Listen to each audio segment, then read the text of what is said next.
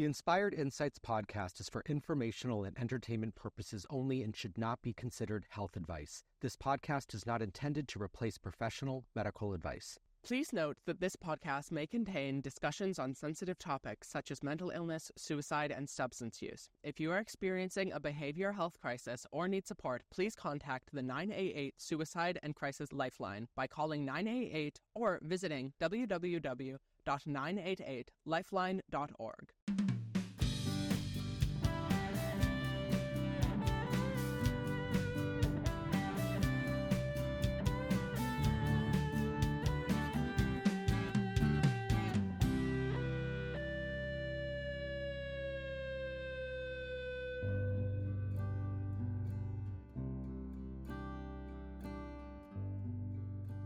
Welcome back, Soren. Welcome. We're here. Another episode of the Inspired Insights podcast. I know, this final season, all the feels are happening for me. As with every episode we get through, I'm just like, things are happening. It's real. Yeah, things are coming to an end or a new beginning. Or a new beginning. For both of us. True. Inspired Insight of the Week. Oh my. I know, right on the spot. Do you want me to maybe go first? Go for it. So I've been reflecting a lot lately on this idea of legacy. And I've been doing some traveling and really doing a lot of social work stuff, conferences and guest speaking and presentations. And my inspired insight is a bit wobbly because I'm forming it in real time, but it has to do with this idea of how our human drive for evolution and our human drive to pass things on.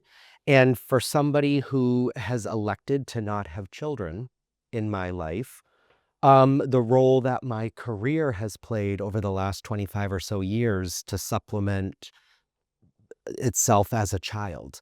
And so as I watch your family go through these transitions with you and your brother and what's coming up and where developmentally my career might be if it were a living, breathing human, I don't know, there's just so many parallels I've been thinking about with this concept of this career as a child. And as I move this career out into the world, hoping it will eventually take care of me and provide for me as well. I'm just struck by our drive as humans for legacy and for passing things forward and for leaving our mark on the world. And in the absence of genetics, what role does my social work career and potential, what's the legacy that I'm driving for around that? And how do I leave my mark on this planet, making sure that I've left the planet better than I found it? Yeah, I think that's a super interesting thing to think about, legacy. Particularly because in my eyes, obsessing over one's legacy is kind of inherently irrational as a result of our inability to view our own legacy posthumously, right? Yeah. So we're attempting to produce something that can exist externally from us, but when it exists externally from us, we are no longer capable of deriving value from it. Yeah. And which is very much like having kids. Child. Yeah. Right. And to your point, depending on one's belief systems, we may or may not ever know what that mark was. But I think about like those developmental phases, that Erikson kind of stuff. And I'm solidly in or approaching this whole stagnation versus generativity around looking retrospectively backwards, redundant, I think, on what's my mark? What's my mark been? Has my life been productive? As you look back upon your life, I'm just curious, do you feel that you're feeling like it's sort of coming to an end? You're wrapping things up? And like, what does that feel like dealing with your own mortality? Right. As legacy is sort of an inherent like thought about one's own more effectively? Yeah. Yeah. That is a very interesting question. Um, uh, as somebody who turned 50 6 months ago, so I'm 50 and a half. I there is a whole lot still ahead. Like I fully believe that our best days, including my own, are still ahead. Um, and uh, if I live to be 100, I'm at the halfway mark. I have a strong family history genetically. All sets of grandparents um, lived in their 90s, and I still have a grandmother alive, well in her 90s.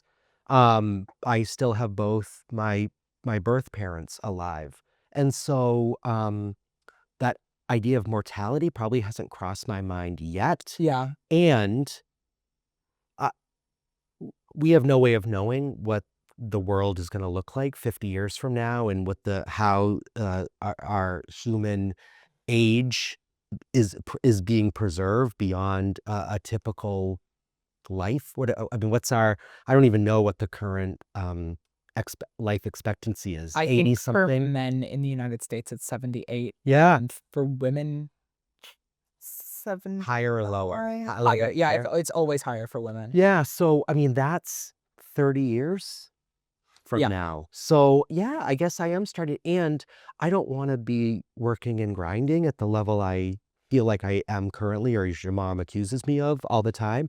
I don't want to be doing that 20, Yeah. 30 years from now either. And so that building in time for rest and reflection later, yeah, I guess I am kind of facing down about mortality. I didn't mean to suggest that you were getting like old to the point where you're looking down the barrel of the gun. But, Yeah. So, moving on to my inspired yeah, let's insight, hear it. also talking about like this idea of aging and development. Although I love all of my friends and I think I've managed to kindle really fantastic relationships with the people around me, I feel like I've sort of begun to develop a little faster, a little past some of the people that I once surrounded myself with as individuals who are very much on the same wavelength as me. And I feel like at this point in my life, I've sort of started to depart from that sort of teenage outlook. And a lot of my friends Mm, are still in that teenage outlook.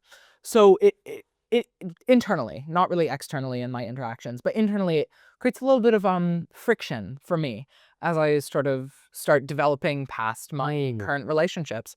And I think it's something that's very interesting to think about as I am ready to move on.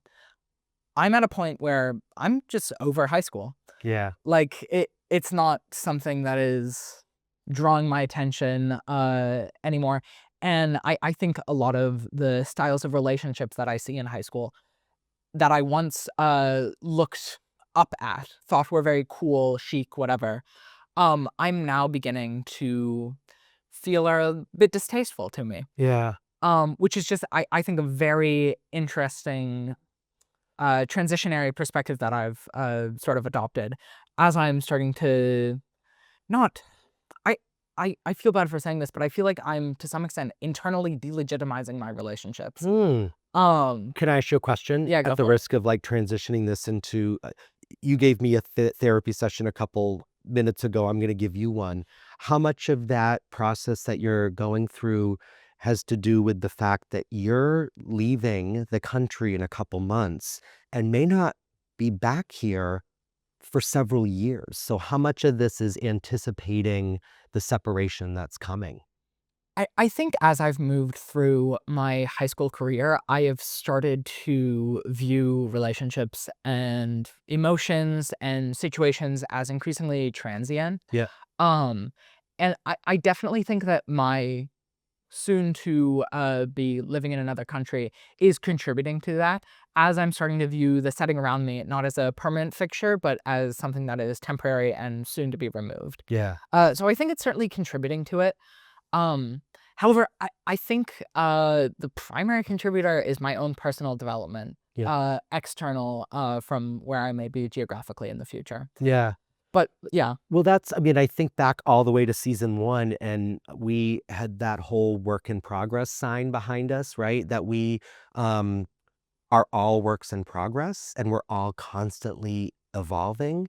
And I can't remember the exact quote, but there's a kind of a well-ish known line that goes something like, people come into our lives for a reason, a season, or a lifetime, and there are relationships I've made in my life, even as an adult, that there was a pretty specific reason why that connection happened, and when that reason transitioned, the connection kind of faded or fizzled away. yeah, And that's not to minimize the relationships we've made across our life, because every one of those relationships is important and is valid, and you're growing, we're growing. And when I'm 80 something years old, I may have very different needs, and the relationships I surround myself with at that point in my life are probably going to look really different than the relationships I have now. That doesn't mean I care any less about those people. It just means that we've transitioned, we've grown, we've evolved. And sometimes evolution isn't always looking for something better. mm, Sometimes evolution is that season is changing 100%. and we need something different. I think actually a sort of spectrum that I've identified in relationships that I find very interesting and that you've identified regarding like the season to lifetime is like I feel that relationships or the basis for them exist on a continuum from context to compatibility. Lifelong relationships I feel are based upon like basal personality compatibility, Mhm. just a human being that you thoroughly enjoy. And then a lot of our season relationships are dependent upon context. It could be a social setting that you found yourself in due to school, and you may not necessarily mesh on a compatibility level with a lot of individuals there. However, you may share similar interests, and as a result of that, that becomes your friend group, right? Yeah. And I think that a lot of my relationships earlier in my high school career were exclusively context based rather than compatibility based. I was seeking out individuals who were going to enable and engage with my mental illness. And now a lot of my relationships I feel are based far more heavily on compatibility Mhm. as I've sought out how how what I see as more genuine, legitimate relationships. Yeah. Yeah, I think you're right where you're supposed to be, Soren, really. Like, as you reflect on this, like, it kinda ties back to this idea of legacy that we were talking about just a bit ago, and this retrospective look. Uh, when I think about who I hung around with in elementary school, in middle school, in high school, in college, and beyond, some of it was proximity. Mm, Some of it was, the relationships my parents had with their parents. And as we grow, it might shift from geography to interest and shared mm. the compatibility between humans, and then it maybe moves to geography again, like school, work, who you're surrounded with. In your case, who's in your dormitory? Yeah. Who's your roommate now? And you meet these different people and friends, and part of that retrospective look back for me is just pausing to just give thanks to what I got from those relationships every step of the way, even though I may not have seen some of those people for 40 something years now. Yeah. We we we get information and we learn about ourselves in the context of these other relationships we've made. I actually really like that comment. In that it is sort of like I like this idea that it is impossible to discover oneself without examining the way oneself interacts with the world around them. Like self-discovery as an internally derived thing, I Mm, feel is sort of non-existent. mhm. I cannot sit and think and truly gain an understanding of myself without having a canvas, that being the world, on which to paint my personality. Right. Right? Right, Yeah. right, and humans have an innate need to belong for a community. It's part of that whole, Maslow, the scale, the triangle, I mean. Belonging and love is squarely in the middle of that triangle, which assumes that when our basic needs are met and our safety needs are met, we then are open to forming relationships and being part of community and belongingness. As introverted as anyone is, they still have a need to belong.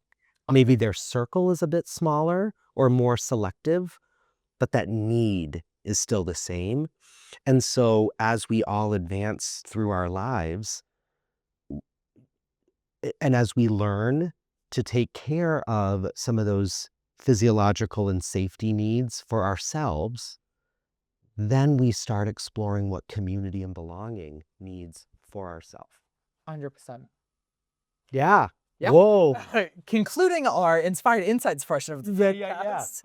But it's a nice transition, right? Yeah. Because we were also kind of reflecting before we started recording on the concept of personality and needs and navigating the world, and a little bit of like, how do we as humans get so entrenched in our way being the right way? And we had some laughs. Maybe we'll recreate some of those moments.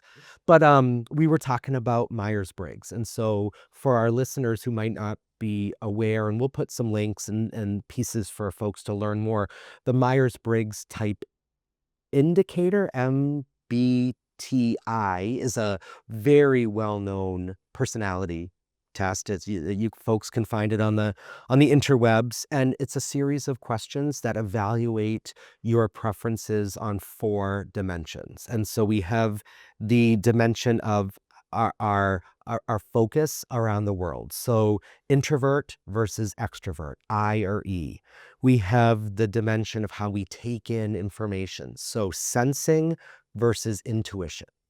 We have the dimension of how we make decisions, thinking or feeling, and then how we live our outside world, judging versus perceiving. And that's probably the letters that are most confusing for folks. And we'll describe a little bit this way.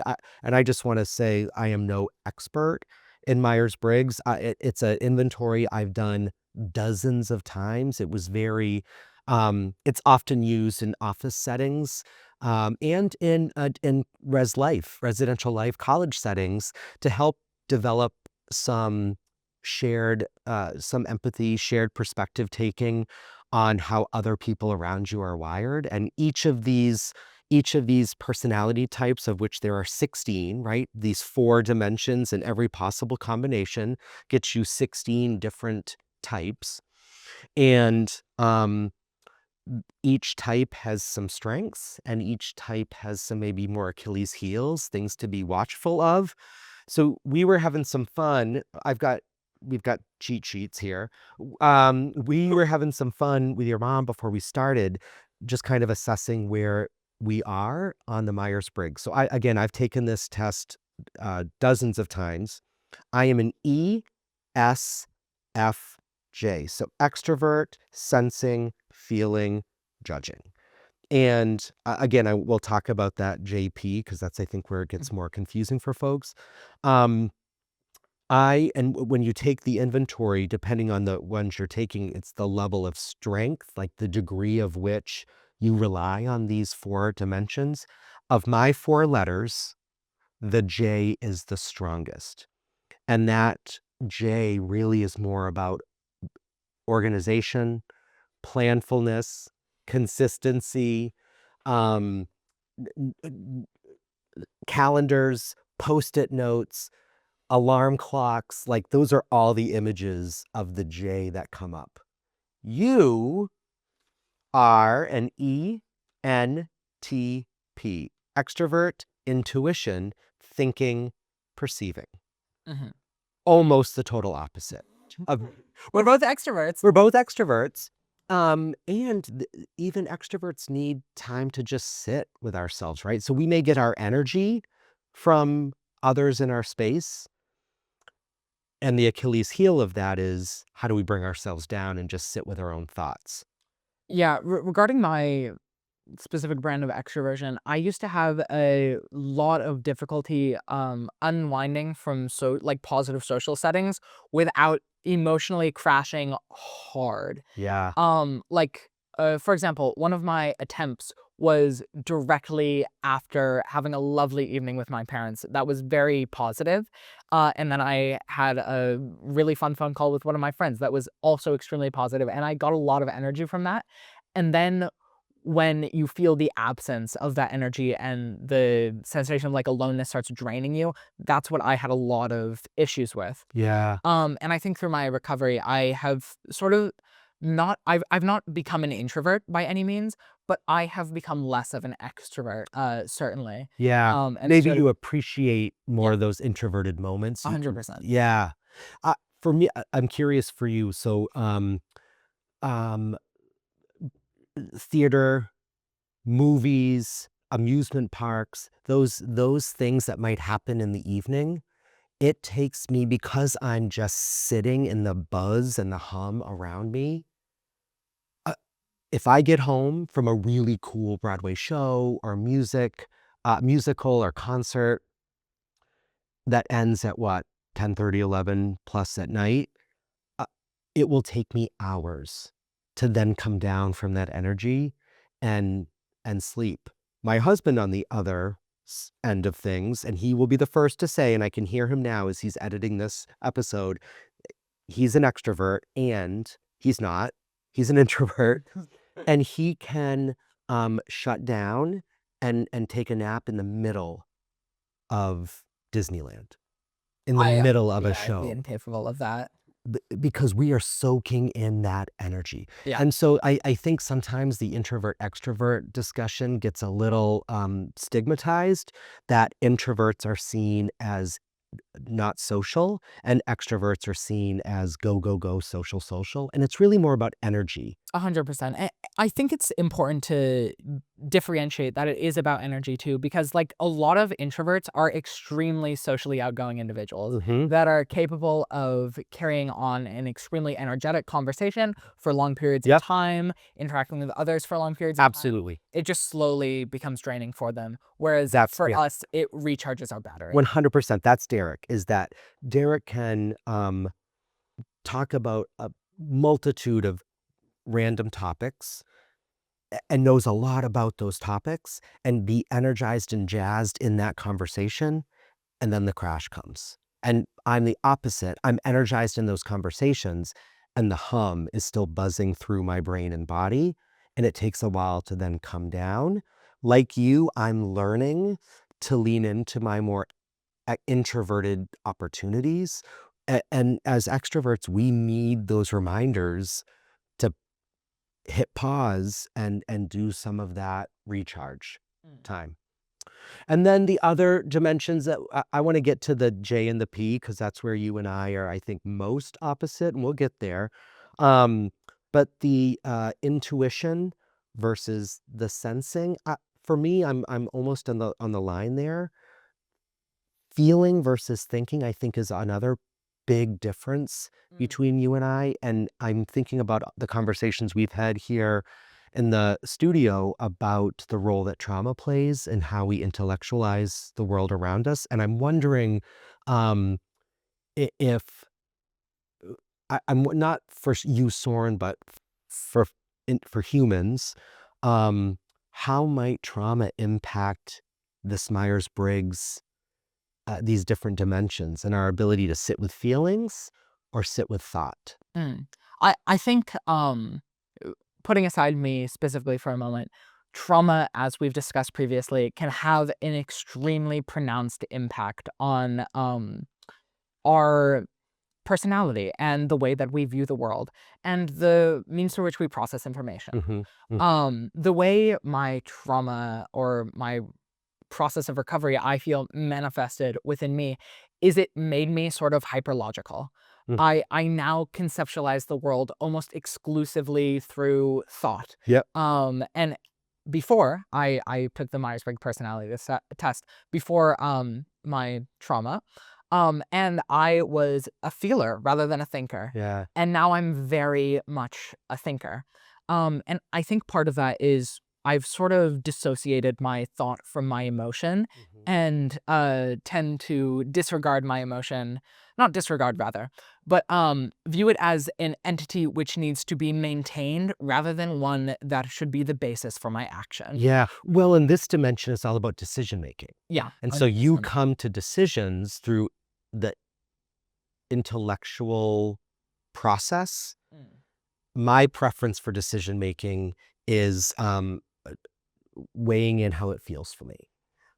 I don't, and what's interesting is as I get more involved in my own being a student in my doctoral social work program and being a professor, I am finding uh, uh, I'm more driven to the facts, to the research. What does the research say?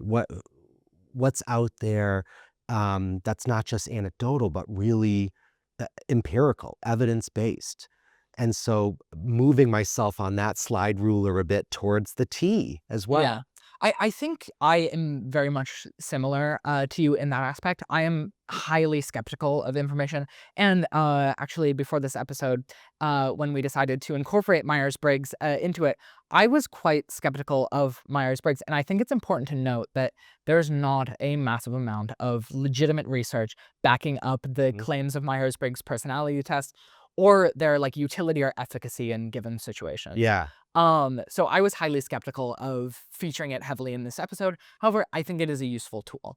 Yeah, and for me, it's great conversation starter Yeah. that and building, just understanding. So, again, with the introvert and the extrovert, how if I'm in an office setting or a dorm setting and all of the people around me are introverts and I'm the only extrovert, in order to be really successful in those relationships, I've got to respect their need for some, just my energy might be big Mm. and loud at times, and vice versa, right?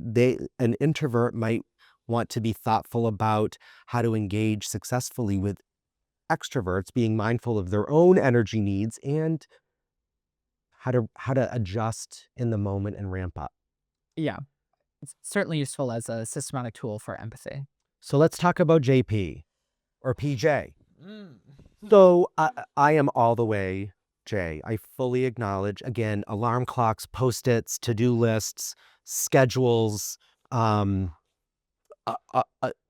order, uh, labels on boxes, and books on my bookshelf that are very ordered and all aligned in the same way. Like that's my preference for how I organize the world around me.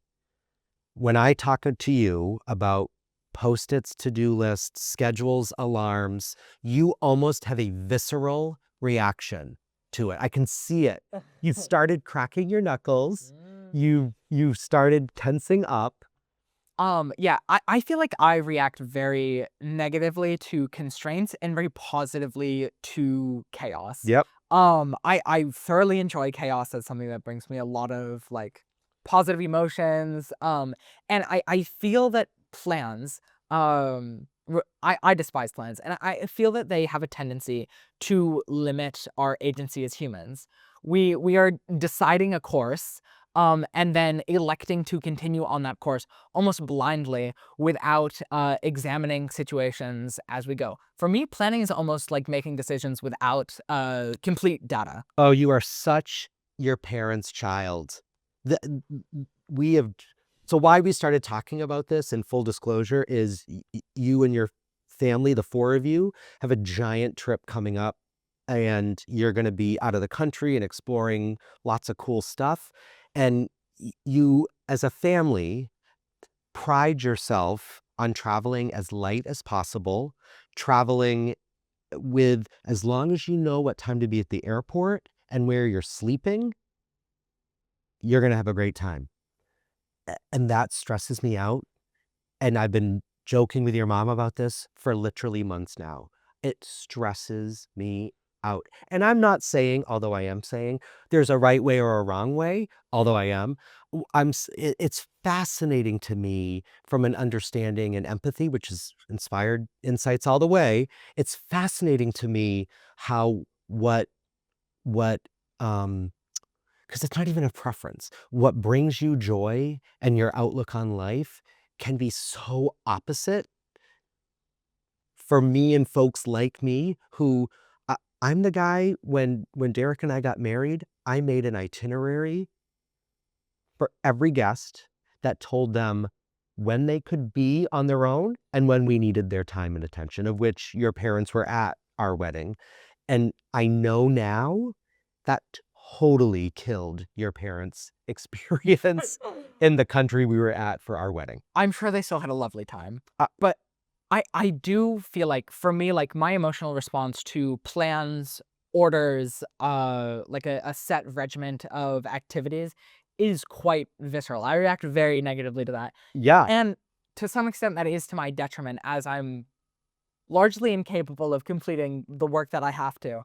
However, I do feel that, like, uh, living a life that is planned out by you beforehand is sort of neglecting a core aspect of the human experience, and that is spontaneity, Mhm, riding by the seat of one's pants, mhm. and like this joy that comes from the chaos factor of life.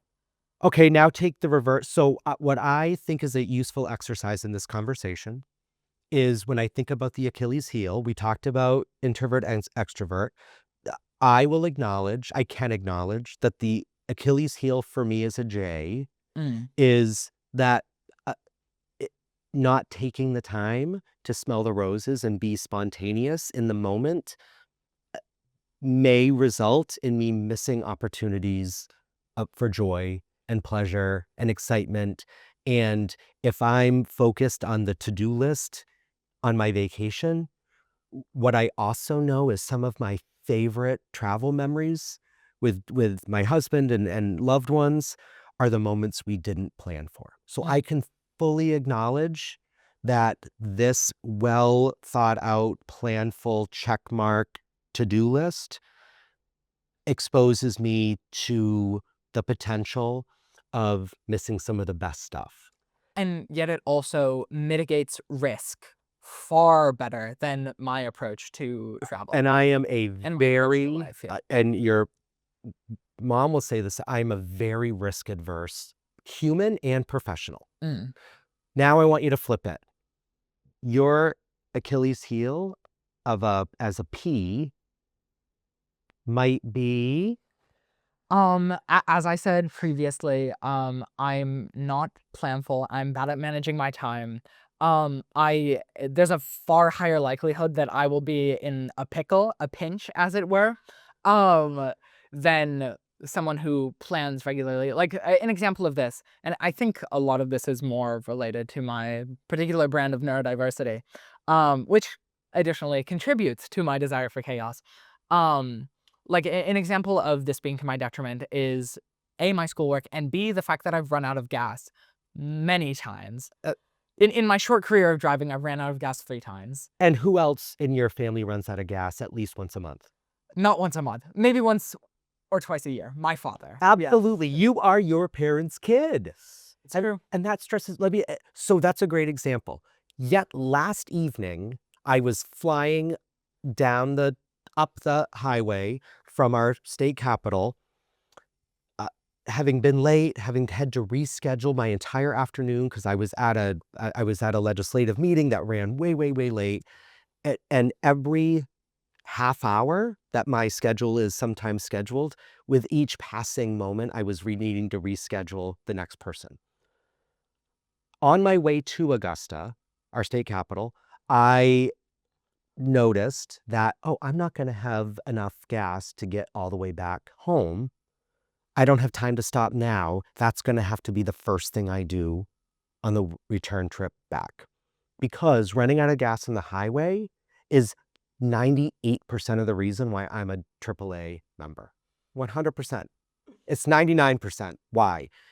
On the way home after that, I had to jump on another meeting while I was commuting. It was pouring rain. The level of anxiety rising in me as I realized, trying to do the math on the highway of what exit can I get to. I got down to, I think, 13 miles left. You know, it says like how many miles left to empty. I am here's another difference between you and I. That display on my dashboard is my default display. How many miles left on that tank of gas is 100% of the time the display, not how fast I'm going, not my tire pressure, not whatever the other bells and whistles are. It's miles left. That's how J I am. I think an important differentiator here is the adverse reaction to being in a situation in which you need to rapidly respond to like a crisis. Like Yeah. every time I've run out of gas, it has been amusing for me. An adventure. Yeah, it's like I felt positive emotionally, which feels really odd to say, but like when I'm in a situation in which there's like very few ways out without a little bit of chaos, I find it enjoyable. Whereas like you have a really high degree of anxiety around situations in which you need to think fast. Yes. Whereas I sort of thrive on that sensation. It excites me to respond to issues. Whereas for you, you'd rather mitigate those issues before they need response. To that point, in my car, all the time, I have a bag that is slippers, socks, hat, mitten, scarf, all the time. I have a bag that has some dollar bills and like change, should I need change, because I don't carry cash. Who carries cash? But I have a little bag of cash just in case. I have another bag that is all hygiene related stuff. Should I be somewhere and need to access fingernail clippers or a nail file or any number of other things. What's my oh, and then I have the car bag that has the tire pump, the what, I don't even know the names of all these things. The first aid, you know, the CPR mask days, it's got that in it. It's got, oh, the tire pressure gauge, the little thing that you put it in, the thing shoots out. I don't even know the name of these things. I have a bag for everything in my car at all times. As you say this, Are you freaking out? No, I'm a little, I think it's a little funny because I also have all of these things in my car, but how they ended up there is different. I have a lot of disorganized, dirty clothes that I took off my sweater at school maybe and then left it in the back of my car. Like my car is a treasure trove of random shit. Yeah. And I just pulled the money out of my car because we were dropping it off to get fixed earlier today. I had like $45 in crumpled ones from tips from work. Yeah. But you didn't even know were there. Yeah, they were there though. I have all these things, except I did not plan for them at all, and all of it's chaos and a mess. And it's only in there because you forgot to take it out. Precisely, yeah. One of my favorite kill time activities is a trip to Staples. I love the idea of school supplies. I love the idea, that wall in the back of our Staples that is all the different size containers and holders. Dream. I could just stare at that and envision, oh, I could use that to organize my friendship bracelets. I could use that size to organize all of the affirmation cards I've been collecting and never use because I want to plan more than I actually want to use them. Regarding school supplies, I personally lost all of my school supplies that we bought for this year of school within a month and a half. And now the only pencils that I use are golf pencils that I get from my AP Calc class for free. And they're just stuck in my pocket still because I forget to take them out of my pants pockets. Yeah. And I walk to school with pants on and, oh look, there's a golf pencil in there. I can use it. Soren. So here's my question as we think about what's ahead. How will you transition some of your current your current preferences for the world around you, knowing that in a couple months you are going to be 6 or 7 hours ahead of East Coast time zone, with classes that may start at 8 a.m., with homework that needs to be done, and as an adult, your parents can't call your professors and remind them that, yep, you're on it, you're getting work in, can Soren have an extra day? Or you know where I'm going with this. Yeah. What's the plan? You know me, I don't have one. But On the plane ride to Scotland. I think I already have developed some strategies to sort of mitigate my inability to complete work efficiently. And I think this is really useful for a lot of kids nowadays because high school in the United States, or at least my experience in high school, is that passing in work late is kind of the norm. Yeah. Like it's not that much of a detriment I can to me vouch for that. to Yep. pass everything in at the end of the course. Yeah, the expectations have got a little loosey-goosey. The Yeah. guardrails are a little bit more like flubber on the high.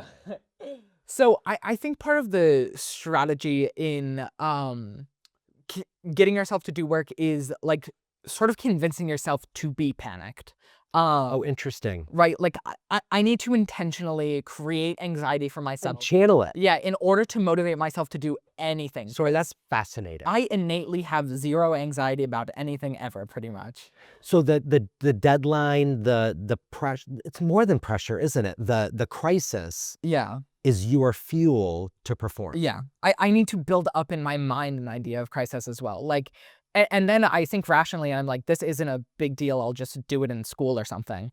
But in order to convince myself to put any effort into anything that I don't like enjoy as an activity Yeah, is to produce an internal That's crisis about it. fascinating.